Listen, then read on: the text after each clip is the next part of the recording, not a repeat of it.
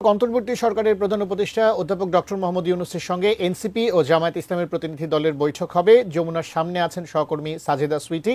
বিস্তারিত জানতে সরাসরি যুক্ত হচ্ছি তার সঙ্গে।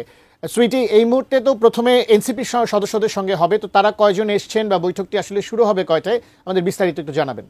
ধন্যবাদ দীপ।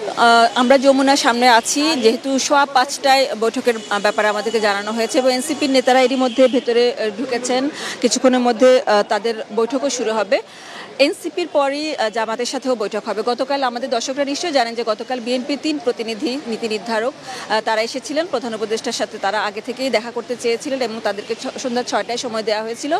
ঘণ্টারও বেশি সময় তাদের বৈঠক হয় এবং বের হওয়ার পরে মির্জা ফখরুল ইসলাম আলমগীর, বিএনপি মহাসচিব, তিনি জানিয়েছিলেন যে অন্তর্বর্তীকালীন সরকারকে এবার আসলে তত্ত্বাবধায়ক সরকারের আদলে কাজ করতে হবে, যে দায়িত্বগুলো নির্বাচন কেন্দ্রিক পালন করার সেসব দিকে যেতে হবে এবং তারা প্রশাসন, বিচার বিভাগ, পুলিশ, বিভিন্ন জায়গায় দলীয় বা যারা দোষর আছে তাদেরকে অপসারণের ব্যাপারে তারা জোর দিয়ে গেছেন।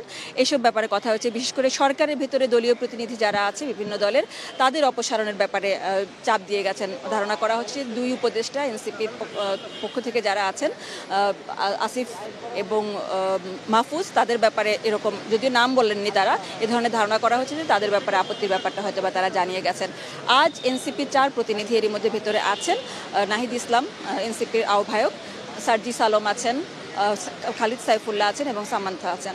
তারা যতটুকু আমাদেরকে বলেছেন যে 4টা টপিক তারা মূলত আলোচনা করবেন। তার মধ্যে হচ্ছে যে জুলাই সনদে তারা সই করেননি, যদিও এই যে আন্দোলন, তাদের জুলাই সনদের চাহিদাটা তাদেরই বেশি ছিল, তারাই আলোচনাগুলোতে আন্তরিকভাবে অংশগ্রহণ করেছিলেন, কিন্তু শেষ পর্যন্ত তারা সনদে অংশগ্রহণ করেননি। কারণ তাদেরকে যে শেষ পর্যন্ত শেষ রাফ কপিটা যখন পাঠানো হয়, তারা দেখতে পেয়েছেন যে তারা যা যা চেয়েছিলেন সেগুলো তাদের ওই কপিটিতে তারা পাননি।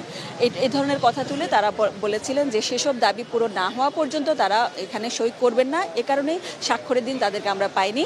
তবে আলোচনা পূরণ হয় তারা সেই সই করবেন। তারা বলছেন যে আজকের আলোচনাগুলোতে দলীয় জুলাই সনদের যে আইনি ভিত্তি সেটার ব্যাপারে তারা চাপ দেবেন, বিচার বিভাগের বিচারের যে রোড ম্যাপ সেই ব্যাপারে তারা চাপ দেবেন। বিশেষ করে আলোচনায় এই ব্যাপারগুলো তারা উঠে আনবেন। শাপলা প্রতীক নিয়ে তারা লড়ছেন, শাপলা প্রতীকটা তারা চাচ্ছেন, কিন্তু নির্বাচন কমিশন সে ব্যাপারে যেহেতু বারবার আপত্তি করছে, এই ব্যাপারটা তারা এখানে আলোচনার মধ্যে আনবেন এবং সেই সঙ্গে তারা এই যে বিভিন্ন জায়গায় যে দলীয়করণ, সেই ব্যাপারগুলো নিয়ে তারা প্রশাসনের দলীয়করণ নিয়ে তারা আপত্তির ব্যাপারটা প্রধান উপদেষ্টার সঙ্গে বৈঠকে তারা জানাবেন।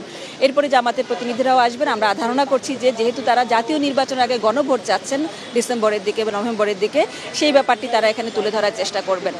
এই হলো মোটামুটি আমরা ধারণা বা তাদের কাছ থেকে যতটুকু আমরা তথ্য পেয়েছি। বের হয়ে নিশ্চয়ই আমাদের সাথে কথা বলবেন এবং বিস্তারিত অবশ্যই আমাদের দর্শকদেরকে জানিয়ে দিব। আশা করছি কিছুক্ষণের মধ্যে বৈঠকটি শুরু হবে, আমরা সেই খবরটিও পাবো।